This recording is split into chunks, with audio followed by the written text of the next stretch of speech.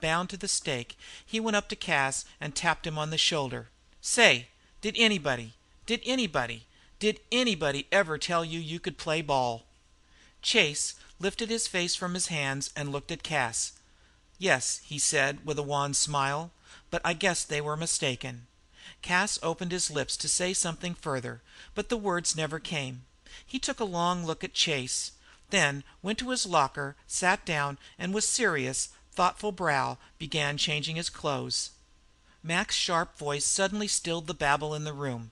"Gentlemen, either I run this team my way or not at all. That's it. I'm ready to resign now." "Here, here, Mac, cool down," said one. "We're perfectly satisfied with you. We know we couldn't fill your place. Beekman was a little hasty. He's a hard loser, you know. So never mind what's been said. Pull the team out of this rut. That's all we want. We've got confidence in you, and whatever you say goes. If you want money to get a new player or two to strengthen up, why speak out. Findlay must be in front." "Gentlemen, I don't need money. I'm carrying 16 players now, and I've got the best team in the league. All I want is a little luck." "Well, here's hoping you get it." The director shook hands with Mac and filed out of the dressing room. When they were out of hearing, the little manager turned to his players. He seemed to expand, to grow tall. His face went white and his small eyes snapped. "Morris, go to the office and get your money," he said. "Stanhope, you've got 10 days' notice. Ziegler, the bench for yours and without pay till you can hold your tongue. Now, if any of the rest of you fellas have some ideas about running this team, sing 'em out." He stamped up and down the room before them, waiting with blazing eyes for their replies, but none came. "Cas," he shouted, confronting that individual, "are you a liar?" "What?" demanded Cas, throwing his head forward like a striking hawk. "Are you a liar?" "No, I'm not. Who says so? I'll take a punch. Did you try to pitch today?" "I had no steam. Couldn't break a pane of glass," replied Cas evasively. "Stow that talk. Did you try?" "No, I didn't," said Cas sullenly. "Now ain't that a fine thing for you to do? You, the best pitcher in this league, with more'n one big manager watchin' your work. Ain't you ashamed of yourself?" Cas did not say so, but he looked it. "I've got something to say to the rest of you muckers. Of all the rotten quitters you are the worst I ever seen. That exhibition you gave today would have made a dead one out of a 5,000-volt storage battery.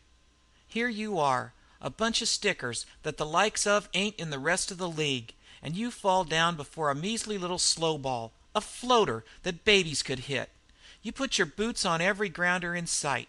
You let fly balls bounce off your head. You peg the ball in the air or at somebody's shins. It just takes a bad spell of luck to show some fellas yellow streaks. Saffron ain't 126 to the color of some of you." As Mac paused for a breath, someone grumbled, "Hoodooed." "Bah!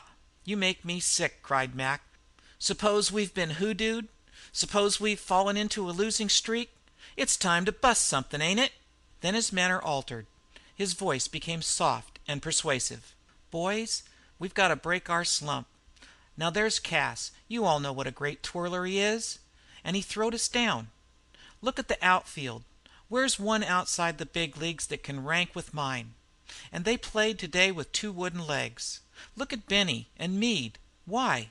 Today they were tied to posts. Look at reliable old Hicks behind the plate. Today he missed 3rd strikes, overthrew the bases, and had 8 passed balls. And say, did any of you steady up this youngster as I was given a chance? Did any of you remember when you was making your first bid for Fast Company?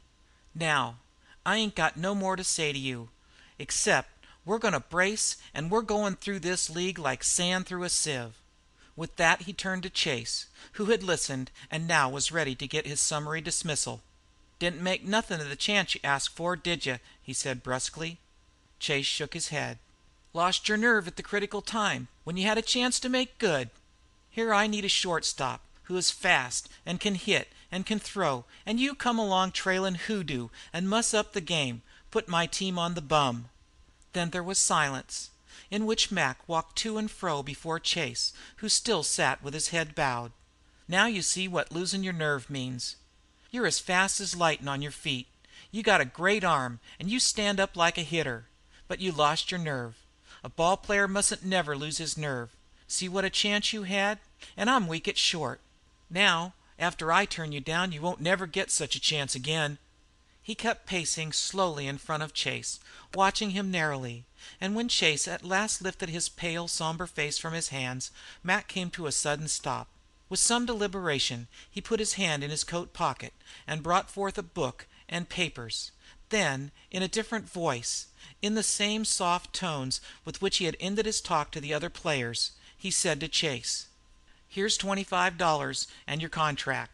It's made out, so all you have to do is sign it. $100 a month is yours. Don't stare at me like that. Take your contract. You're on. And as sure as my name's Mac Sandy, I'll make a star out of you." End of chapter 5.